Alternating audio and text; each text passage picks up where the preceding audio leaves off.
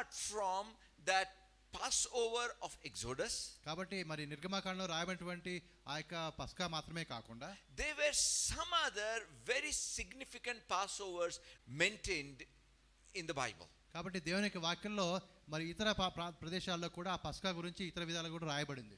In the book of Joshua chapter 5, యెహోషువ 5వ అధ్యాయం మనం వెళ్ళినప్పుడు, now verse 10 onwards if you read, మరి 10 నుంచి మనం చదివినప్పుడు, this was the time when people of Israel were about to move into the promised land starting from Jericho. కాబట్టి మరి యెరికో దగ్గర నుంచి వారు ఆ యొక్క వాగ్దాన భూమిలోనికి ప్రవేశించే ఆ సందర్భం ఇది. Something very interesting over there. ఇక్కడ చాలా ఒక ఆసక్తికరమైన విషయం ఒకటి ఉంటుంది. Let's just read from verse 10. 10వ వచనం నుంచి మనం చూద్దాం. Now the children of Israel camped in Gilgal and kept the Passover on the 14th day of the month at the twilight on the plains of Jericho, and all of them ate the produce of the land on the day after the Passover, unleavened bread and parched grain on the very same day. Then manna ceased on the day after they had eaten the produce of the land, and the children of Israel no longer had manna, but they ate the food of the land of Canaan that year. కాబట్టి యెహోషువ 5:10 నుంచి మనం చూసినప్పుడు, ఇశ్రాయేలీయులు గిల్గాల్లో దిగి ఆ నెల 14వ తేదీన సాయంకాలమున యెరికో మైదానంలో పస్కా పండుగను ఆచరించిరి. పస్కా పోయిన మరునాడు వారు ఈ దేశ పంటను తినిరి. ఆ దినమందే వారు పొంగకయు వేచబడి ఉన్న భక్ష్యములను తినిరి. మరునాడు వారు ఈ దేశ పంటను తినుచుండగా మన్నా మానిపోయెను. అటు తర్వాత ఇశ్రాయేలులకు మన్నా దొరకకపోయెను. ఆ సంవత్సరమున వారు కనాను దేశ పంటను తినిరి. Now this was a very significant development. ఇది ఒక ప్రాముఖ్యమైనటువంటి ఒక వారి జీవితంలో ఒక మార్పుగా మనం చూస్తూ ఉన్నాం. It was not just about them moving forward, కేవలం వారు ముందుకు సాగిపోవడం మాత్రమే కాదు, కానీ but it was about the change of the whole equation or the situation over there. కాబట్టి అక్కడ పరిస్థితి అంతా కూడా గొప్ప మార్పు ఆ పరిస్థితిలో మనం చూస్తూ ఉన్నాం. Now this side they were provided with manna. మరి ఒకవైపు అయితే వారికి దేవుడు వారికి మన్నా ఇచ్చాడు. Now this side a rock followed them and provided them water. మరి ఒకవైపు నుండి వారికి ఆ యొక్క బండ వారి చుట్టూ ప్రవేశించి వారికి నీళ్ళు ఇచ్చింది. On this side there was the pillar of fire and pillar of cloud continuously leading them. కాబట్టి ఆ విధంగా అగ్నిస్తంభము మేఘస్తంభం వారితో చుట్టూ ఉండి వారిని ముందుకు నడిపిస్తూ ఉంది ఒకవైపున. But they were only at one this has this light.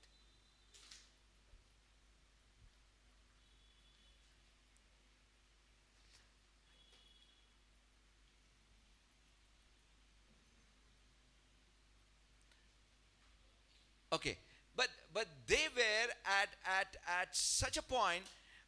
Let me explain this to you. ఇది నేను మీకు వివరిస్తాను. Israel crossed two important water bodies. మరి ఇశ్రాయేలు రెండు నదులు అయితే సముద్రాలు వారు దాటారు. One was the Red Sea, ఒకటి ఎర్ర సముద్రము, other was the Jordan River. మరి యోర్దాను నది రెండవది. See, when they crossed Red Sea, వారు ఎర్ర సముద్రాన్ని దాటినప్పుడు they were slaves before the Red Sea, ఎర్ర సముద్రానికి ముందుగా వారు బానిసలుగా ఉన్నారు. but they were not completely free after the Red Sea. కాబట్టి ఎర్ర సముద్రం తర్వాత వారు పూర్తిగా స్వతంత్రాన్ని పొందుకోలేదు. Do you know why? ఎందుకో తెలుసా? They could not do what they wanted. వారు ఏదైతే చేయాలనుకున్నారో వారు అది చేయలేకపోయారు. They could not eat what they wanted. వారు ఏదైతే తినాలనుకున్నారో వారు తినలేకపోయారు. They could not wear what they wanted. వారికి ఏదైతే కావాలనుకున్నారో దాన్ని వారు పొందుకోలేకపోయారు. Just as a master would provide the slave and the slave would eat, drink, wear that what is provided by the master. కాబట్టి యజమాని ఏదైతే తన సేవకుడికి ఆ నిర్ణయించి ఏ ఆహారం అయితే ఇస్తాడో అది వారు పొందుకుంటారు. ఆ విధంగా వారు పొందుకున్నారు. In the same way in the desert also, కాబట్టి అరణ్యంలో కూడా only that what was provided, manna for 40 years, the same clothes for 40 years, you know, that's how they were moving on. కాబట్టి ఆ 40 సంవత్సరాలు మరి ప్రభు వారికి సమకూరుస్తుండగా అనగా మన్నా మాత్రమే ఉంది వారికి. అదే విధంగా ఆ బట్టలు అవే ఉన్నాయి. ఆ బట్టలతోనే వారు 40 సంవత్సరాలు గడిపారు. Now the second water body is the river Jordan. ఆ తర్వాత రెండవ నీరు ఏంటంటే వారికి యోర్దాను నది. And now after Jordan, ఆ నది దాటిన తర్వాత this Passover, ఈ యొక్క పస్కా అనేది now they are moving into a completely new era of their life. వారి యొక్క జీవితంలో ఒక నూతన ఆ యొక్క శకంలోనికి లేదా ఆ సందర్భంలోనికి వారు వెళ్తూ ఉన్నారు. No more automatically provided manna. కాబట్టి మరి ఆటోమేటిక్ గా వారికి దానికదే దొరికే మన్నా వారికి ఇంకా లేదు. they have to prepare the ground, they have to sow the seed, they have to reap the harvest and eat the produce of that land. కాబట్టి ఆ నేలను వారు దున్నాలి, దాంట్లో విత్తనం వేయాలి, పంటను పండించాలి, పంటను కోసి ఆ పంటను వారు తినాలి. There was no more rock giving them water. ఆ విధంగా బండలోంచి నీళ్ళు అనేది ఆ కార్యం ఆగిపోయింది. They have to dig their own wells and get water for themselves. కాబట్టి వారు సొంతగా బావిలు తవ్వుకొని వారు నీరు సంపాదించుకోవాలి. You know, before that, అది జరగడానికి ముందుగా their protection was God's responsibility. వారి బాధ్యత అనేది దేవుడి మీద ఉండింది. God fought for them. దేవుడు వారి పక్షంగా యుద్ధాలు చేశాడు. Enemy was afraid of them. వారిని చూసినప్పుడు శత్రువు భయపడ్డాడు. Now they have to prepare their own defense every time. కాబట్టి ఇప్పుడు ప్రతిసారి కూడా వారిని కాపాడుకోవడానికి వారు సిద్ధం చేసుకోవాలి. Now they were going to experience a new freedom with responsibility. కాబట్టి ఇప్పుడు వారికి ఒక కొత్త స్వతంత్రం వారు పొందుకుంటున్నారు, ఒక కొత్త బాధ్యతతో. You know, my brothers and sisters, కాబట్టి సహోదరులారా, the point that I want to tell you is this. నేను చెప్పాలనుకున్న మాట ఇది. We all are excited about moving forward in our life through the power of Passover. కాబట్టి పస్కా ద్వారా పొందినటువంటి బలాన్ని బట్టి మనందరం కూడా మన జీవితంలో ముందుకు సాగడానికి మనము ఉత్సాహంగా ముందుకు వెళ్తూ ఉన్నాం. But we must always be aware of one more very important thing. అయితే మన ఇంకొక విషయాన్ని కూడా ప్రాముఖ్యమైన విషయం మన జ్ఞాపకానికి ఉంచుకోవాలి. As we move forward, మన ఆ విధంగా ముందుకు వెళుతూ ఉండగా previous provisions may not be there. ఇంతకు ముందు ఏవైతే నీకు సమకూర్చబడ్డాయో అవి నీకు ఉండకపోవచ్చు. Previous protection may not be there. ఇంతకు ముందు నీకుండే కాపుదలు ఇప్పుడు నీకు ఉండకపోవచ్చు. Now you have to take the responsibility. ఇప్పుడు నీవు బాధ్యత తీసుకోవాలి. If you remember, many years back, quite a few years back, I had asked a question. మరి కొన్ని సంవత్సరాల క్రితం అనుకుంటాను ఒక ప్రశ్న మిమ్మల్ని అడిగాను. What is the luxury in slavery? కాబట్టి నువ్వు బానిసలుగా ఉన్నప్పుడు ఆ బానిసత్వంలో నీకుండే సుఖం ఏంటి అని. Anybody? No responsibility. అసలు You ఏ remember బాధ్యత well? కూడా మన మీద ఉండదు. No responsibility. అసలు ఏ బాధ్యత మన మీద ఉండదు. But when you become free, ఎప్పుడైతే నువ్వు ఆ విధంగా బయటికి వచ్చి స్వతంత్రంగా ఉంటావో you have to take the responsibility of your actions, of your decisions, of your words, of your provision, protection, everything. కాబట్టి అప్పుడు నీ పనులు కావచ్చు, నీ ఆలోచనలు కావచ్చు, నీ మాటలు కావచ్చు, నీవు సమకూర్చున్నవన్నీ కూడా వాటి ప్రతి విషయంలో కూడా నీకంటూ ఒక బాధ్యత నీ మీద ఉంటుంది. My brothers and sisters, కాబట్టి సహోదరులారా, you and me must be prepared, must be ready to take up that responsibility as we are ready to move forward. కాబట్టి ఆ విధంగా మనం ముందుకు సాగడానికి సిద్ధపడుతూ ఉండగా ఆ బాధ్యతను తీసుకోవడానికి కూడా మనం ఇష్టపడాలి, సిద్ధంగా ఉండాలి. We all want to grow up. మనందరం కూడా ఆ విధంగా ఎదగడానికి ముందుకు వెళ్ళడానికి ఇష్టపడుతూ ఉన్నాం. You know, let's think about a normal job. ఒక మామూలు ఒక ఉద్యోగం గురించి ఆలోచిద్దాం మనం. As you grow in your position, నీ యొక్క ఆ యొక్క స్థాయిలో నువ్వు అది ఎదుగుతూ ఉండగా we are happy because you get more authority, నీకు ఇంకా బాగా అధికారం వస్తుంది కాబట్టి సంతోషంగా ఉంటాం. better salary. మరి జీతం కూడా ఎక్కువగా వస్తుంది కాబట్టి.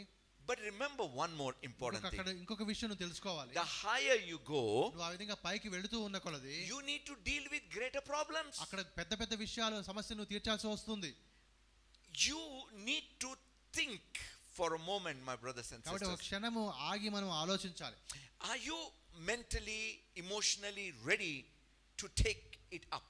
కాబట్టి ఆ విధంగా ఆ ముందుకు వెళ్ళే ఆ పైకి వెళ్ళే ఆ యొక్క ఆ మార్గాన్ని గురించి ఆలోచిస్తుండగా నువ్వు సిద్ధంగా ఉన్నావా? మానసికంగా, శారీరకంగా నువ్వు సిద్ధంగా ఉన్నావా? You know, when people are not ready, ఎప్పుడైతే ప్రజలు సిద్ధంగా ఉండరో they begin to say my life previously was better than now. కాబట్టి వాళ్ళు ఏమంటారంటే ఇంతకు ముందే బాగుంది ఇప్పుడు కన్నా అని చెప్తారు. I'll tell you, my brothers and కాబట్టి sisters, సహోదరులారా, as the children of God, దేవుని బిడ్డలుగా మనం ఉన్నాము. we are forbidden to say that my past was better than today. కాబట్టి నా ప్రస్తుతం కన్నా నా గతమే బాగుంది అనే మాట చెప్పడానికి మనకు అవకాశం లేదు. Do you know why? ఎందుకో తెలుసా?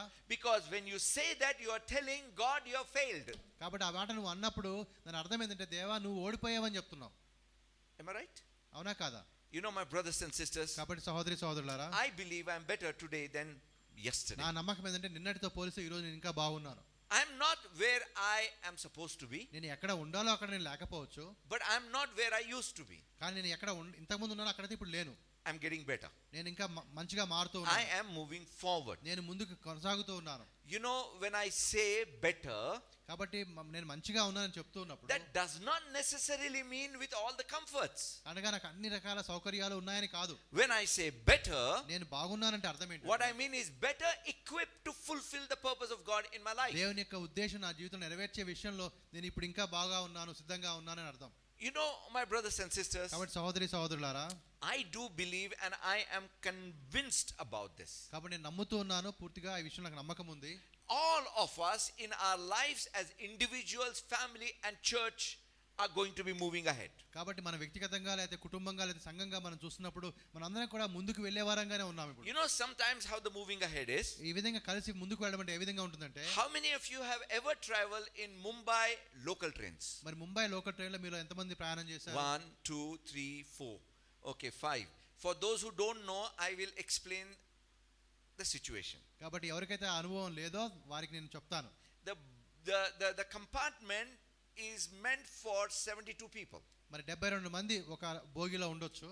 Okay, but more than 500 people will be packed in it. మరి దాదాపుగా 500 మంది కన్నా ఎక్కువ మంది ఆ బోగిలో అప్పుడు వాళ్ళు లోపలికి దూరి ఉంటారు. You know, if you are averse to touch of the people, don't travel in it. కాబట్టి ఎవరైనా నన్ను ముట్టుకోకూడదు అని అనుకుంటే మాత్రం ఆ ట్రైన్ నువ్వు ఎక్కకూడదు. You will be pressed from every side. ప్రతి వైపు నుంచి నీకు ఆ విధంగా ఒత్తేస్తారు నిన్ను. And when the station comes, మరి ఆ స్టేషన్ వచ్చినప్పుడు you need to move out of the way. నీవు ఆ విధంగా పక్కకి తొలగి, Otherwise, if you're standing, అలా నువ్వు నిలబడ్డావు అనుకో, whether you want it or not, you will find yourself on the station. కాబట్టి నువ్వు ఒప్పుకోకపోయినా కూడా నిన్ను బయటికి నెట్టేస్తారు. You will be pushed. నువ్వు ఆ విధంగా నిన్ను బయటికి నెట్టేస్తారు వాళ్ళు. The reason I'm telling you this, ఎందుకు ఈ మాట చెప్తున్నాను అంటే, this year, ఈ సంవత్సరము whether you like it or not, నీకు నచ్చినా నచ్చకపోయినా you will be pushed because this is the time to move forward. కాబట్టి ఇది ముందుకు వెళ్ళే సంవత్సరం కాబట్టి నువ్వు ముందుకు నిన్ను నెట్టేస్తారు ఈ సంవత్సరం. Amen. Amen. Do you think that all the people of Israel were willing to come out of Egypt? మరి మనకి అనుకుంటున్నామా ఇశ్రాయేల్ అందరూ కూడా ఆ రోజున ఐగుప్తులో నుంచి బయటికి రావడానికి వారు ఇష్టంగా ఉన్నారని? But they were pushed out of Egypt. కానీ వారు బలవంతంగా ఐగుప్తులో నుంచి నెట్టివేయబడ్డారు. Pushed forward. వారు ముందుకి నెట్టివేయబడ్డారు. See, I have a reason to tell these ఈ things. మాట చెప్పడానికి నాకు ఒక కారణం ఉంది. I'll come to that today. ఆ మాట నేను చెప్తాను చివర్లో. But I want you to realize this. కానీ ఈ విషయం మీరు గుర్తించాలని నేను కోరుతున్నాను. Moving forward is inevitable. కాబట్టి ముందుకు వెళ్ళడం అనేది తప్పనిసరిగా జరిగే పని అది. Can I have an amen? ఏమైనా చెప్తారా? Amen. Amen. You and me and we are going to move forward. I'm నీవు moving. నేను మనం అందరం కూడా మనం ముందుకు సాగుతున్నాము. And now let's see another very interesting Passover. ఇంకొక పస్కా గురించి మనం చూద్దాము. 2 Kings chapter 23. రెండవ రాజులు 23. It's a long portion. అది చాలా మరి పెద్ద వాక్య భాగంగా ఉంటుంది. From 19 to 25. 19 నుంచి 25 వరకు. You can read it at home. We'll just save some time. కాబట్టి మీరు ఇంటి దగ్గర చదువుకోండి, మన సమయం కొంచెం మిగులుతుంది మనకి. Josiah was bringing a revival in Israel. ఇశ్రాయేలులో యోషయా ఆయన ఒక విప్లవాన్ని తీసుకుని వస్తున్నాడు. And what was the important part of that revival is, ఆ విధంగా ఆయన ఎందుకు వారిని ఆ విధంగా ఉత్తేజపరుస్తున్నాడు అంటే, Passover he asked the whole nation to keep. అనగా మరి దేశమంతా కూడా పస్కాను ఆచరించాలని చెప్పి ఆయన ఒక మాట చెప్తూ ఉన్నాడు. You know, people of Israel had forgotten Jehovah, కాబట్టి God యెహోవా Almighty. దేవుణ్ణి ఇశ్రాయేలులు మర్చిపోయారు. And they were going everywhere. వారు అనేక ప్రాంతాలు తిరుగుతున్నారు, అనేక వైపు తిరుగుతున్నారు. This Passover, what Josiah asked the people to keep is, కాబట్టి ఈ పస్కా అనేది యోషియా ఏదైతే అడిగాడో, we will not be the same anymore. మరి అది ఇంతకు ముందులాగా అది ఉండదు. You know, I would call this Passover a Passover of realigning the focus. కాబట్టి ఈ యొక్క పస్కా నేను ఏమంటానంటే తిరిగి మన దృష్టిని సరైన వైపు తిప్పడం అనేది. My brothers and sisters, సహోదరులారా, I want you to understand these aspects of the Passover that is at work or happening in our life now. కాబట్టి మన యొక్క జీవితంలో ఇప్పుడు జరుగుతున్నటువంటి పస్కాకు సంబంధించినటువంటి విషయాలు మనం గమనించాలని నేను కోరుతున్నాను. As we are moved from 2021 to 2022. కాబట్టి 2021 నుంచి 2022కు మనం ప్రవేశించాము కాబట్టి If you want to enjoy the best outcome of the Passover, కాబట్టి పస్కాలో నుంచి ఒక మంచి మరి లాభదాయకమైనటువంటి జీవితాన్ని నువ్వు పొందుకోవాలనుకుంటే you need to understand these aspects of Passover very importantly. కాబట్టి ఈ పస్కా గురించి ఈ విషయాలు మనం జాగ్రత్తగా తెలుసుకోవాలి. See, this is what is pushing what is behind and renewing our focus towards God. కాబట్టి వెనక నుంచి ఆ విధంగా మనల్ని అది నెడుతూ మనల్ని దేవుని మీద మనకుండే దృష్టిని అది మారుస్తూ ఉంది. You know, one very interesting thing that Deepti spoke. మరి దీప్తి చెప్పిన మాట ఒక ప్రాముఖ్యమైన మాట ఒకటి చెప్పింది ఆమె. See, many times we are tempted to think about our past mistakes. కాబట్టి చాలా సార్లు గతంలో మనం చేసిన పొరపాట్ల గురించి మనం ఆలోచిస్తూ ఉంటాం. See, that is where our focus goes. అనగా అక్కడ మన దృష్టి అటువైపు వెళ్ళుతుంది. But let us, my brothers and sisters, take our focus away from our past mistakes, past achievements, past glory, and focus towards God. కాబట్టి మన గతంలో చేసిన పనులు కావచ్చు, పొరపాట్లు కావచ్చు, లేకపోతే మంచి పనులు ఇవన్నీ కూడా ప్రక్కన పెట్టి దేవుని మీద మన దృష్టి పెట్టాలి ఈ సంవత్సరంలో. You know, we hear it every time in on almost every message, everywhere, focus upon God. కాబట్టి ప్రతిసారి కూడా ప్రతి ప్రసంగంలో కూడా ఈ మాట మనం అంటూనే ఉంటాము, దేవుని మీద మీ దృష్టి పెట్టండి అని. But that practical application of focus upon God has to happen in our life. అదే విధంగా మరి మామూలుగా చెప్పుకోవడం మాత్రమే కాదు, కానీ నిజంగా దేవుని మీద మన దృష్టి నిలిపే విధంగా మనం ఆ విధంగా కొన్ని నిర్ణయాలు తీసుకోవాలి. And when that Passover was kept, అప్పుడు ఆ యొక్క పస్కా వారు ఆచరిస్తూ ఉండగా you know what was the expression of the people? ప్రజలు ఏ విధంగా స్పందిస్తున్నారంటే, Never has such Passover ever been kept after the time of Moses. That is in 22nd verse. 22వ వచనంలో ఆ మాట మనం చూస్తూ ఉన్నాము. అంటే Yeah, before the kings of Israel it was happening. It was never kept before that time. కాబట్టి మరి మోషే తర్వాత అనేక మంది రాజులు ఉన్నా కూడా ఈ విధంగా ఇంతకుముందు ఎప్పుడు కూడా పాస్ఓవర్ వారు చేయలేదు. There was an excitement in the hearts of the people. వారందరి హృదయాల్లో కూడా ఒక సంతోషం ఉంది. And because of this what happened, ఇక్కడ జరిగిన ఈ కార్యాన్ని బట్టి మనం చూస్తున్నాం. Bible tells about Josiah as a king like never before. కాబట్టి దీన్ని బట్టి యోషయా కూడా ఇంత ముందులా కాకుండా ఒక గొప్ప రాజుగా ఆయన ఉన్నాడు. You know, my brothers and sisters, కాబట్టి సహోదరి సహోదరులారా, this is what I want you to understand. ఇది మీరు తెలుసుకోవాలని నేను కోరుతూ ఉన్నాను. And I believe this is what you will see in 2022 happening in your life. కాబట్టి నీ జీవితంలో ఈ సంవత్సరంలో ఇది జరగడం మీరు చూస్తారని నేను అనుకుంటున్నాను. People will see a drastic transformation in your life, in your thoughts, in your attitude, in your position and in your possessions. కాబట్టి నీ యొక్క మాటల్లో కావచ్చు, ఆలోచనలో కావచ్చు, నీ యొక్క మనసు యొక్క ఉద్దేశంలో కావచ్చు, నీ యొక్క స్థాయిలో కావచ్చు, నీకుండే సమస్త విషయంలో కావచ్చు ఒక గొప్ప మార్పు ప్రజలు చూస్తారు. But the important part over here is about your focus. కానీ ఇక్కడ ప్రాముఖ్యమైన విషయం ఏంటంటే నీ దృష్టి ఎటువైపు ఉన్నది. You know, another very interesting Passover. ఇంకొక పస్కా గురించి నేను మీతో మాట్లాడతాను. It's in the book of Ezra. ఎజ్రాలో ఆ మాటలు రాయబడ్డాయి. See, now this is very much similar to what happened with people of Israel coming out of Egypt. కాబట్టి ఐగుప్తులోంచి ఇశ్రాయేలు బయటికి వస్తున్నప్పుడు ఎలా జరిగిందో దానికి ఇది కొంచెం దగ్గరగా ఉంటూ ఉంది. Now this is about, you know, Israel coming out of Babylonian captivity. ఇక్కడ వారు బబులోను యొక్క ఆ యొక్క బానిసత్వంలో నుంచి బయటికి వస్తూ ఉన్నారు. Now this is Ezra and Nehemiah, you know, it's happening together. కాబట్టి ఎజ్రా నెహెమియా రెండు కూడా ఒకటే సందర్భంలో జరిగే పుస్తకాలుగా మనం చూస్తాం. Nehemiah, you know, building the wall and rebuilding Jerusalem and establishing political and administrative system. కాబట్టి నెహెమియా ఒకవైపు నుంచి యెరూషలేము యొక్క గోడలు కడుతూ లేకపోతే యెరూషలేము పట్టణాన్ని నిర్మిస్తూ రాజకీయంగా అదే విధంగా మరి అడ్మినిస్ట్రేషన్ లో అవన్నీ కూడా నిలబెడుతూ వస్తూ ఉన్నాడు. Ezra, what he was doing was establishing God's law and the faith system over there. అదే విధంగా మరి ఎజ్రా విషయానికి వచ్చినప్పుడు ఆయన దేవుని యొక్క ధర్మశాస్త్రాన్ని లేకపోతే విశ్వాసంలో మనం ఎలా ఉండాలి అవన్నీ కూడా ఆయన చేస్తూ ఉన్నాడు. You know, Babylon has a great significance in the Bible. కాబట్టి దేవుని యొక్క వాక్యంలో బబులోనికి చాలా ప్రాధాన్యత ఉంది. You know, I will explain in just one statement. ఒక మాట చదువు నేను దాన్ని మీకు వివరిస్తాను. In the Bible, దేవుని యొక్క వాక్యంలో opposite of Jerusalem is Babylon. మరి యెరూషలేముకి మరి వ్యతిరేకంగా లేదు అటువైపు ఉన్నది బబులోను. Now these people are coming out of Babylon. వారు బబులోను నుంచి బయటికి వస్తూ ఉన్నారు. And they keep Passover. వారు వస్తూ ఉండగా వారు పస్కాను ఆచరిస్తారు. Now I want you to realize this Passover is also very significant and important. కాబట్టి ఇది చాలా ప్రాముఖ్యమైనదిగా పస్కాగా మనం చూస్తూ ఉన్నాము.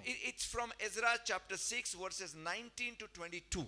కాబట్టి ఎజ్రా 6వ అధ్యాయం 19 నుంచి 22 వచనాల్లో I'm just saving time by not reading those scriptures. కాబట్టి వాక్యం అంతా కూడా నేను చదవకుండా కొంత సమయాన్ని మిగులుస్తున్నాను. Now this is where they are entering into a new joy in their life. కాబట్టి వారి యొక్క జీవితంలో ఒక కొత్త ఆనందంలోనికి వారు ప్రవేశిస్తూ ఉన్నారు. Do you remember there was one very famous song of Boniam by the rivers of Babylon?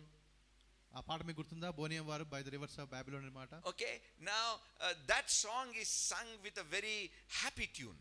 ఆ మాట చాలా సంతోషంగా ఆ పాట పాడతారు మామూలుగా. But it's a very sad song. కానీ అది చాలా బాధాకరమైన పాట సందర్భంలో. This is where, you know, the Israel is telling, all my instruments I am forgetting over there, my singing, my joy, I'm forgotten by the rivers of Babylon. I'm sad. That's what the biblical song of is about. కాబట్టి నా పాటలు కావచ్చు, నా వాయిద్యాలు కావచ్చు, అదంతా కూడా నేను ఒక బబులోను ఆ నదుల దగ్గరే వదిలేస్తున్నాను అన్న మాట అది బాధాకరమైన సందర్భాన్ని సూచిస్తుంది. You know, this Passover is signifying about from sadness to the joy. కాబట్టి ఈ యొక్క పస్కా ఎలా ఉందంటే వారి యొక్క బాధలో నుంచి సంతోషంలోనికి వారు మారుస్తూ ఉన్నారు. In the simple words, మామూలుగా చెప్పాలనుకుంటే Passover will cause you to enjoy your life like never before. కాబట్టి పస్కా అనేది ఏ విధంగా నీ జీవితాన్ని మారుస్తుందంటే ఇంతవరకు నువ్వు పొందని గొప్ప సంతోషాన్ని, ఆనందాన్ని నువ్వు పొందుకుంటావు. I want to use one phrase. ఒక మాట నేను మీకు చెప్పడానికి ఇష్టపడుతున్నాను ఈ సందర్భంలో. Many times we need to learn to enjoy. మరి చాలా సార్లు మనం అనగా మనం అవగా సంతోషించడానికి మనము నేర్చుకోవాలి. Enjoying can be a learned behavior. కాబట్టి ఆ విధంగా సంతోషించడం అనేది కూడా మనం నేర్చుకోవాల్సిన ఒక అలవాటుగా ఉంది. Because there are people I know, they just don't know how to enjoy things. కాబట్టి ఎందుకంటే కొంతమంది నాకు తెలుసు వారికి ఏ విధంగా వారి కలిగిన వాటిని బట్టి ఆ సంతోషం ఉండాలో వారికి తెలియదు. You know, my wife is really blessed. కాబట్టి ఆ విధంగా ఆలోచన నా భార్య చాలా దీవెన పొందిన ఆమె. Do you know why? ఎందుకో తెలుసా? Whatever she cooks, I enjoy. కాబట్టి ఆమె ఏది వండినా కూడా నాకు నచ్చుతుంది కాబట్టి. Yes or no? Whatever she cooks, ఆమె ఏది చేసినా నాకు నచ్చుతుంది కాబట్టి. I enjoy. కాబట్టి నాకు సంతోషంగా ఉంటుంది. You know, the reason I'm telling you this is, ఎందుకు ఈ మాట నేను చెప్తున్నాను when you know to enjoy, you can enjoy anything and everything in life. కాబట్టి నీకు సంతోషంగా ఉండడం ఎలానో తెలిస్తే ప్రతి విషయంలో కూడా నువ్వు సంతోషంగా ఉంటావు. And I believe, my brothers and sisters, కాబట్టి సహోదరి సహోదరులారా, you and me will learn to enjoy our life like never before. కాబట్టి మనమందరం కూడా ఈ విషయాన్ని నేర్చుకుంటాము ఏ విధంగా మనం సంతోషంగా ఉండాలో. You and me will carry a genuine smile on our face. మన యొక్క ముఖంలో ఒక యథార్థవంతమైనటువంటి ఒక చిరునవ్వు మనకు ఉంటుంది. A smile that will influence everyone that is around నీ us. చుట్టూ ఉండే వారందరి మీద ప్రభావాన్ని చూపే ఆ చిరునవ్వు నీ ముఖంలో ఉంటుంది. And you know, as Sister Betsy said, మరి బెట్టి సిస్టర్ చెప్పినట్టుగా your smile could become a reason for people to ask the secret of your smile. కాబట్టి నీ నవ్వు అనేది ఒక రహస్యం కావచ్చు, ప్రజలు వచ్చి ఎందుకు నువ్వు సంతోషంగా ఉన్నావని అడగడానికి. And that will be your point to tell them about God who gives joy immeasurably. కాబట్టి అది ఒక కారణంగా ఉంటుంది ఆ విధంగా నువ్వు దేవుడు ఇచ్చినటువంటి గొప్ప సంతోషాన్ని ఇతరులతో పంచుకోవడానికి. Now going into a little serious note. ఇంకొంచెం నేను ముందుకు వెళ్తాను. Let me tell you about one more Passover and then I'll go into a little more serious note. కాబట్టి ఇంకొక పాస్కా గురించి నేను చెప్పిన తర్వాత కొంచెం సీరియస్ గా వెళ్తుంది నా ప్రసంగము. Can any one of you guess which Passover I'm going to talk about? ఏ పాస్కా గురించి మీకు తెలుస్తుందా? Near the Jordan. Yeah, I think this was also probably near Jordan only, but which one you're talking about? Jesus. Yesu. The Passover which Jesus kept. యేసు ప్రభు ఆచరించిన పాస్కా. I really like the way the Bible puts it. మరి దేవుని వాక్యం చెప్పబడిన విధానం నాకు బాగా నచ్చుతుంది. Let's go to the book of Luke chapter 22. లూకా సువార్త 22కి వెళ్దాం. I want you to focus upon every word that is here. It's important. ఇక్కడ ప్రతి మాట మీద మీ దృష్టి పెట్టండి ఎందుకంటే చాలా ప్రాముఖ్యమైన మాటలు ఇవి. When the hour had come, he sat down and the 12 disciples with him. కాబట్టి ఆ సమయం వచ్చినప్పుడు ఆయన ఆ విధంగా కూర్చున్నాడు, ఆ శిష్యులు ఆయన దగ్గరికి వచ్చారు. See, now this is the point I want you to notice. ఇక్కడ మీరు గమనించాల్సిన ఈ అంశం ఇది. What I am talking to you is prophetic. కాబట్టి నేను చెప్తున్న ఈ మాట ఏదైతే ఉందో అది ఒక ప్రవచనంగా నేను చెప్తూ When I say prophetic, it's not just about telling what's going to happen in the future. కాబట్టి ప్రవచనం అంటే ఏదో భవిష్యత్తులో జరగబోయే దాని గురించి చెప్పడం లేదు కాదు. Prophetic in the simplest way means the word that has come from God. మరి ఆ ప్రవచనం అనే మాట ఎందుకు నేను వాడుతున్నానంటే అనగా దేవుడు ఇచ్చిన మాటగా నేను చెప్తున్నాను. The time had come. ఆ గడియ వచ్చింది. I believe for you and me the time has come. కాబట్టి నా నమ్మకం ఏంటంటే నీకు నాకు ఆ గడియ వచ్చింది. Okay, he sat down and then he said to them, with fervent desire I have desired to eat this Passover with you before I suffer. కాబట్టి నేను శ్రమ పడక మునుపు ఈ పస్కాను మీతో కలిసి భుజించాలని చెప్పి నేను బాగా ఆశపడ్డానని చెప్తున్నాడు. You know, Jesus was 33 and a half years old. దాదాపు 33.5 సంవత్సరాల వయసు ప్రభువుకు That means minimum 33 Passovers he celebrated, right? కాబట్టి దాదాపు 33 ఆ పస్కాలు ఆయన చేసి ఉండొచ్చు. That's what I was telling you is, కాబట్టి నేను చెప్పాలన్న మాట ఏంటంటే Israel kept that Passover as a remembrance of what had happened in Egypt, that coming out. కాబట్టి ఐగుప్తీయులు ఇశ్రాయేల్ పస్కాను ఎందుకు చేస్తూ వచ్చారంటే వారు ఐగుప్తు నుంచి బయటకు వచ్చిన సందర్భాన్ని జ్ఞాపకం చేసుకుంటూ. But time and again and time after time there were some very significant Passovers which declared or kind of told us something more powerful than just remembrance. కాబట్టి కేవలం ఏదో ఆ విషయాన్ని జ్ఞాపకం చేసిన విషయం మాత్రమే కాకుండా అనేక పస్కాల వారు ఆచరించినప్పుడు ప్రతి పస్కా సందర్భంలో కూడా ఒక గొప్ప సత్యాన్ని ఆ పస్కాలు మనకు నేర్పిస్తూ వచ్చాయి. You know what Jesus is telling here ఇక్కడ is, ప్రభు చెప్పే మాట ఏంటి అంటే, I have been waiting for this Passover. ఈ పస్కా కోసం నేను ఎదురు చూస్తూ ఉన్నాను. You and me know why he was waiting for that Passover. మీకు మనకు తెలుసు కదా ఎందుకు దానికోసం ఎదురు చూస్తూ ఉన్నాడో. Because the hour had come. ఎందుకంటే ఆ గడియ వచ్చింది కాబట్టి. Hour had come for moving ahead of the whole human race into something new. కాబట్టి మానవాళి మొత్తాన్ని కూడా ఒక నూతన మార్గంలో తీసుకుని వెళ్ళే ఆ సమయం వచ్చింది. My brothers and sisters, సహోదరులారా, that Passover is what we remember every day now. ఆ యొక్క పస్కాని ఇప్పుడు మనం ప్రతిరోజు కూడా జ్ఞాపకం చేసుకుంటూ ఉన్నాము. But there are certain significant timings కానీ దానికి ఒక ప్రత్యేకమైనటువంటి సమయాలు ఉన్నాయి which prepares us to move forward in life. మన జీవితంలో ముందుకు పోవడానికి ఆ సమయాలు ఉపయోగపడతాయి. And I want you to know this is the hour for that. కాబట్టి ఆ సమయానికి ఇదే సమయం అని మీరు జ్ఞాపకం తెచ్చుకోవాలి. A new era in our life. మన జీవితంలో ఒక నూతన శకం ప్రారంభమవుతుంది. A new system in our life. ఒక కొత్త పద్ధతి మన జీవితంలో ప్రారంభించబడుతుంది. A new joy in our life. గొప్ప సంతోషం మనకు ప్రారంభించబడుతుంది. Moving from glory to glory and from victory to victory in our life. మన జీవితంలో మహిమ నుండి మహిమకు, విజయం నుండి ఇంకా విజయానికి మనము కొనసాగుతూ ముందుకు వెళ్తూ ఉన్నాం. Moving for a new joy of our life. మన జీవితంలో కొత్త సంతోషం కోసం మనం ముందుకు వెళ్తూ ఉన్నాం. For that the hour has come. దాని కోసము గడియ వచ్చి ఉన్నది. That is why the Lord is speaking to us about Passover and different things about Passover. కాబట్టి దానిని బట్టి ప్రభువు వారు అక్కడ పస్కాను గురించి దానికి సంబంధించిన అనేక విషయాల గురించి ఆయన మాట్లాడుతూ ఉన్నాడు. What I'm sharing with you, నేనైతే మీకు చెప్తూ ఉన్నాను. I have not heard anywhere or I have not read anywhere. నేను ఎక్కడ కూడా దాన్ని వినలేదు, ఎక్కడ చదవలేదు.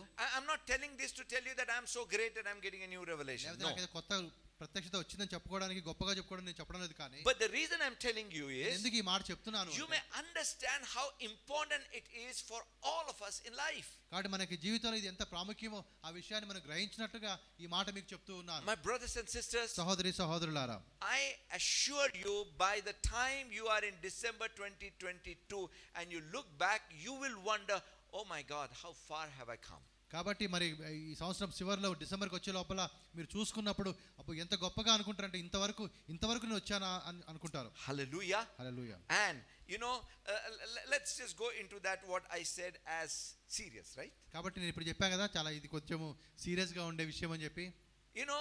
Next week వచ్చే వారము we're going to talk about how Jews keep Passover. కాబట్టి యూదులు ఏ విధంగా ఆ యొక్క పస్కాను ఆచరిస్తారో మనం చూద్దాము. How we are supposed to do that. అంటే మనం ఏ విధంగా చేయాలో కూడా చూద్దాము. But before that actually happen, అది జరగడానికి ముందుగా let us see the situation of the first Passover. మొట్టమొదటి పస్కా యొక్క స్థితిని లేదా ఆ సందర్భాన్ని జ్ఞాపకం చేసుకుందాం. Exodus chapter 11. నిర్గమకాండం 11. 12 is about Passover. 12లో పస్కా జరుగుతుంది. But 11, the last verses 9 and 10. మరి 11వ అధ్యాయంలో 9-10 వచనాలు. But Lord said to Moses, Pharaoh will not heed you, so that my wonders may be multiplied in the land of Egypt.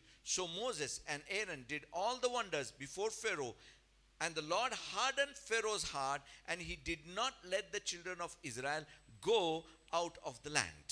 అప్పుడు యెహోవా ఐగుప్తు దేశంలో నా మహత్కార్యములు విస్తారమగునట్లు ఫరో మీ మాట వినడని మోషేతో చెప్పెను. మోషే అహరోనులు ఫరో ఎదుట ఈ మహత్కార్యములు చేసిరి. అయినను యెహోవా ఫరో హృదయమును కఠినపరపగా అతడు తన దేశంలో నుండి ఇశ్రాయేలును పోనీయడాయెను.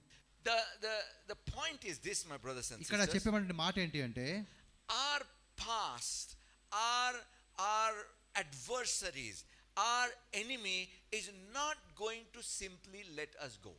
మన గతం కావచ్చు, లేకపోతే మన యొక్క శత్రువు కావచ్చు, అపవాది కావచ్చు, సులభంగా మనల్ని విడిచిపెట్టడు. And the significant word is, అక్కడ ఉన్నటువంటి మంచి మాట, ప్రాముఖ్యమైన మాట ఏంటంటే, God hardened the heart of Pharaoh. అనగా యెహోవా ఫరో హృదయాన్ని కఠినపరిచాడు That అని. means it was because of God Pharaoh did not let them go. అనగా దేవునిని బట్టి ఫరో వారిని బయటికి పంపలేదు. Why? ఎందుకు? My brothers and sisters, సహోదరులారా, now this is an important thing we need to understand. ఇది ఒక ప్రాముఖ్యమైన విషయంగా ఉంటుంది, మనం గ్రహించాలి. Because in the calendar of God, మరి దేవుడి యొక్క క్యాలెండర్ లో మనం చూస్తే there are specific times dependent upon certain reasons. కొన్ని కారణాలను బట్టి కొన్ని సందర్భాలు, కొన్ని సమయాలు ఆ విధంగా నిర్ణయించబడి ఉన్నాయి. Now that's the reason, Jesus said, now the time has come. But దానిని బట్టి ప్రభు అంటున్నాడు కదా, ఈ గడియ ఈ సమయం వచ్చిందని చెప్తున్నాడు. Why Jesus did not die in the early age? ఎందుకు మరి చిన్నపిల్లవాడిగా ఉన్నప్పుడే ముందుగానే ఎందుకు ప్రభు చనిపోలేదు? The time had not yet come. ఎందుకంటే సమయం రాలేదు కాబట్టి. Why God did not send his son 4,000 years before, immediately after the sin of Adam? ఆదాముతో మరి పాపం చేసిన తర్వాత ఒక 4,000 సంవత్సరాల తర్వాత ఎందుకు మరి యేసు ప్రభువుని పంపలేదు? The time had not yet come. ఎందుకంటే సమయం రాలేదు కాబట్టి. Now, one of things that decides the time has not yet come, కాబట్టి ఏదైతే ఏ విషయాలను బట్టి సమయం నిర్ణయించబడుతుందో ఆ సందర్భం రాలేదు కాబట్టి we will see that why. ఆ ఎందుకు అనేది మనం చూద్దాం. Genesis chapter 18. మరి ఆదికాండం 18వ వచనం అధ్యాయం And verse 20 onwards. 20 నుంచి చూద్దాం. And the Lord said, because the outcry against Sodom and Gomorrah is great, because their sin is grave, I will go down now and see whether they have done altogether according to the outcry against it that has come to me. If not, I will know. మరి యెహోవా సొదొమ గొమొర్రాలను గురించిన మొర గొప్పది కనుకను వాటి పాపము బహుభారమైనది కనుకను నేను దిగిపోయి నా యొద్దకు వచ్చిన ఆ మొర చొప్పుననే వారు సంపూర్ణముగా చేసిరో లేదో చూచెదను, చేయని ఎడల నేను తెలుసుకొందును అనెను. Now, wasn't Sodom and Gomorrah sinning before that? మరి సొదొమ గొమొర్రా అంతకుముందు పాపం చేయడం లేదా? చేస్తూ ఉన్నాయి. Couldn't God have destroyed Sodom and Gomorrah maybe 10 years, 15 years back and saved the trouble later? కాబట్టి 10-15 సంవత్సరాల ముందుగానే సొదొమ గొమొర్రాను దేవుడు నాశనం చేసి మరి వారి శ్రమను తప్పించవచ్చు కదా. God didn't do it. కానీ దేవుడు ఆ విధంగా చేయలేదు. The word that is used here is, ఇక్కడ రాయబడిన మాట ఏంటి అంటే, outcry against is coming up to me. కాబట్టి ఆ యొక్క వారి మొర వస్తుంది నా దగ్గరికి. Does that mean that you cry so loudly, so much that God becomes, ayo, now I can hear their cry? కాబట్టి అనగా దాని అర్థం ఈ విధంగా కాదు. అనగా మేము చాలా వాళ్ళు గట్టిగా భారంగా ప్రార్థన చేసినప్పుడు, గట్టిగా శబ్దంతో ప్రార్థించినప్పుడు దేవుడు ఇప్పుడు వినబడుతుంది మీ మాట అంటాడా? It's not like that, my brothers and ఆ sisters. విధంగా కాదు. You know what it is about? దాని యొక్క ఉద్దేశం ఏంటంటే, God gave them opportunities to repent and turn away. అనగా దేవుడు వారికి ఒక అవకాశాన్ని ఇస్తున్నాడు, వారు మారు మనసు పొంది వారి మార్గాన్ని మార్చుకోవడం కోసం. And then comes a time, ఒక సమయం వచ్చినప్పుడు, enough opportunities given, పూర్తిగా ఇవ్వాల్సిన అవకాశం అంతా ఇచ్చిన తర్వాత they have decided not to turn back. ఎప్పుడైతే వారు ఆ విధంగా తమ మార్గాన్ని మార్చుకోవడానికి ఇష్టం లేదో, that in God's justice is a right time to make an end to the adversary. కాబట్టి ఆ విధంగా వారు మారడానికి పరిస్థితులు అనుకూలంగా లేదా అసాధ్యంగా ఉన్నప్పుడు అది సరైన సమయంగా దేవుడు భావిస్తాడు. Do you remember the parable of tares? మరొక ఉపమానం మనం చూసినప్పుడు, tares, parable of tares, weed. గోధుమలు గురుగులు. Yeah, the seed is sown. విత్తనాలు విత్తబడ్డాయి. And the seed, while it is growing, the enemy comes and sows the tares or the bad seed. కాబట్టి ఆ విధంగా గోధుమలు ఎదుగుతూ ఉండగా అపవాది వచ్చి గురుగులు లేకపోతే పనికిరాని విత్తనాలు నాటుతాడు. The servants come to the master and said, come on, let's just cut it off. కాబట్టి సేవకులు వచ్చి అంటారు, లేదు మనం వీటిని అన్ని కూడా మనం కట్ చేద్దామని చెప్తారు. He says, if we cut it off now, the good will be cut out with the bad. కాబట్టి ఆ విధంగా ఇప్పుడు కానీ మనం వాటిని తెంపడం మొదలు పెడితే ఆ చెడ్డవాటితో పాటు మంచివి కూడా తెగిపోతాయి. Let it grow. అవి ఎదగనివ్వండి. Let it grow. అవి ఎదగనివ్వండి. But when the time came, ఒక సమయం వచ్చినప్పుడు the weed is cut off and the good and burned, and good is taken in. కాబట్టి మంచిదాన్ని మనం ప్రక్కకు తీసుకుని వచ్చాము, చెడ్డదాన్ని మనం వాటిని తెంచివేసి వాటిని కాల్చివేశాము. See, the reason the weed was not taken out, because some good also might be lost along with that weed. కాబట్టి ఆ విధంగా ఆ చెడ్డ వాటిని ఎందుకు తీసివేయలేదంటే ఆ సందర్భంలో వాటిని తీసివేసే క్రమంలో కొన్నిసార్లు మంచివి కూడా నష్టపోవడానికి అవకాశం ఉంది. That is why, my brothers and sisters, కాబట్టి సహోదరులారా, timing is right. Has to be right from God's perspective. దేవుని యొక్క దృష్టిలో సమయం అనేది కూడా అది సరైన సమయంగా ఉండాలి. You know, even in the book of Revelation chapter 18 verse 4 to 8, ప్రకటన 18వ అధ్యాయం మనం కూడా చూస్తూ ఉన్నప్పుడు he says that it's talking about the sin of Babylon. మరి బబులోను యొక్క పాపాన్ని గురించి అక్కడ రాయబడిన మాటలు అవి. You know, the cup now is full. అక్కడ పాత్ర మరి పొంగినట్టుగా మనం చూస్తూ That ఉన్నాము. means enough opportunity is given, enough chances are given, but no change. అనగా ఆ పాత్ర ఎందుకు నిండిపోయింది అంటున్నామంటే వారికి ఇవ్వబడిన ప్రతి అవకాశం కూడా ఇచ్చినా కూడా వారిలో మార్పు రాలేదు కాబట్టి. Let me tell you one thing, my brothers and ఇంకొక మాట sisters. కూడా నేను మీకు చెప్తూ ఉన్నాను. Our God is a God who gives lots of opportunities. మన దేవుడు అనేక అవకాశాలు మనకి ఇచ్చే దేవుడిగా ఉంటూ ఉన్నాడు. Bible says God is patient, దేవుడికి చాలా ఓపిక, because he does not want anyone to perish. ఎందుకంటే ఎవరు కూడా నశించడం ఆయనకి ఇష్టం లేదు కాబట్టి. What the patient God does is he gives enough time before he actually cuts off the weed. కాబట్టి ఆ దేవుని యొక్క దీర్ఘశాంతం ఏం చేస్తుందంటే మనకి అనేక అవకాశాలు అనేక సమయం ఇస్తూ ఉంది. మన ముందుగా మనల్ని ఆ విధంగా But Bible also wants us, do not take the patience of God as the lack of justice. కాబట్టి కేవలం మనం దేవుని వాక్యం ఇంకొక మాట ఏం చెప్తుందంటే దేవుని యొక్క ఆ యొక్క ఓపికని మనం చూస్తున్నప్పుడు దాన్ని బట్టి అనగా దేవుడు నేను పాపం చేసుకుంటూ ఉండొచ్చు అని చెప్పి అటువంటి ఆలోచనలో మీరు ఉండకండి. A person with a sinful nature keeps sinning and sinning and sinning and sinning and sinning and nothing happens. కాబట్టి పాప స్వభావం కలిగిన వాడు పాపం చేసుకుంటూ వెళ్తూనే ఉంటాడు వాడికి ఏమీ కాదు. The righteous people starts to fret and say that wicked man, how can still he continue to do that? కాబట్టి నీతిమంతుడు ఆయన చూసి నొచ్చుకుంటూ ఉంటారు, ఎందుకు వాడు పాపి అయినా కూడా వాడికి అంతా బాగా జరుగుతుంది అని చెప్పి. Bible says don't think like that. ఆ విధంగా మీరు ఆలోచించదని వాక్యం చెప్తుంది. God is waiting patiently దేవుడు ఓపికగా ఎదురు చూస్తున్నాడు. for in one day కానీ ఒక సమయం వస్తుంది that wicked man and his works will be uprooted. మరి ఆ చెడు వ్యక్తి ఆయన పనులన్నీ కూడా అవన్నీ కూడా పూర్తిగా తీసివేయబడతాయి. Point is this, my brothers and నేను sisters, చెప్పే విషయం ఏంటంటే that what is against you will not easily let you go. కాబట్టి ఏదైతే నీకు వ్యతిరేకంగా ఉందో అది అంత సులభంగా నిన్ను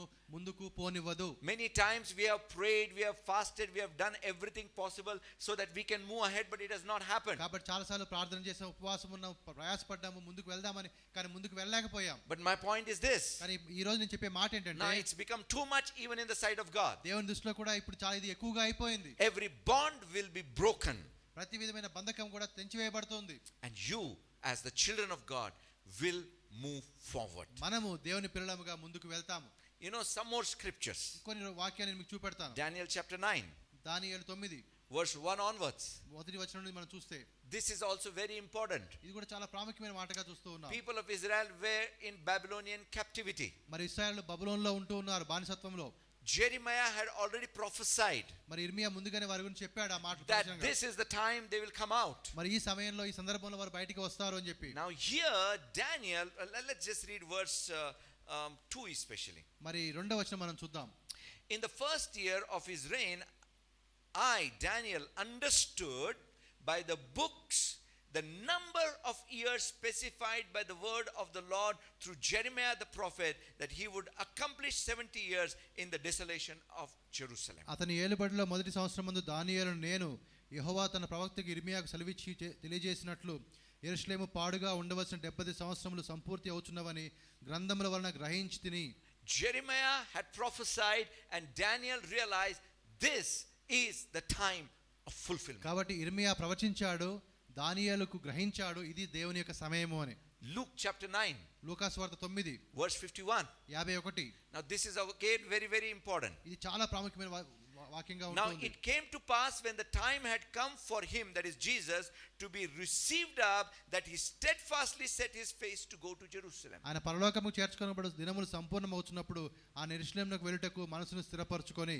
That means when he realized this is the time, he కాబట్టి began to make preparations. కాబట్టి ఇది సమయం అని చెప్పి ఆయన గ్రహించినప్పుడు ఆయన ఆ సమయం కోసం సిద్ధపడడం ప్రారంభించాడు. My brothers and sisters, సహోదరులారా, as Jesus began to make preparations because the time had come to move forward, కాబట్టి ముందుకు వెళ్ళడానికి సమయం వచ్చిందని చెప్పి ప్రభు గ్రహించి తనను తను ఏ విధంగా సిద్ధం చేసుకున్నాడు. one of the first things he did when he entered Jerusalem is kept the Passover. కాబట్టి ఆయన యెరూషలేముకు ప్రవేశించగానే ఆయన చేసిన మొట్టమొదటి పని ఏంటంటే పస్కాను ఆయన ఆచరించాడు. You know, when we talk about the right time from God's point of view, కాబట్టి దేవుని దృష్టిలో సరైన సమయం అంటే ఏంటి అన్నప్పుడు it is called as the time of life. మరి అది ఆ జీవ సమయముగా ఉంటూ ఉంది. Remember when Jesus spoke about the kingdom of God in Mark 1:15? మరి మార్కు మొదటి అధ్యాయం 15వ వచనంలో దేవుని రాజ్యాన్ని గురించి చెప్పినప్పుడు The time has come. సమయం వచ్చింది అన్నప్పుడు What should you do? నువ్వు ఇప్పుడు ఏం చేయాలి? Repent. నువ్వు మారు మనసు పొందాలి. See, actually Jesus was preparing the whole nation of Israel to move forward into the kingdom that God had prepared. కాబట్టి దేవుడు సిద్ధపరిచిన యొక్క రాజ్యంలోనికి ఆ ఇశ్రాయేలు జనాంగం మొత్తాన్ని కూడా యేసు ప్రభువు ఇక్కడ సిద్ధపరుస్తూ ఉన్నాడు.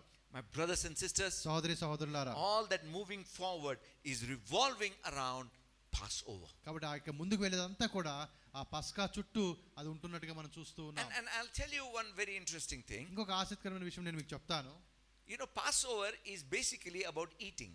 కాబట్టి పస్కా అంటే మామూలుగా భోజనం అని అర్థము.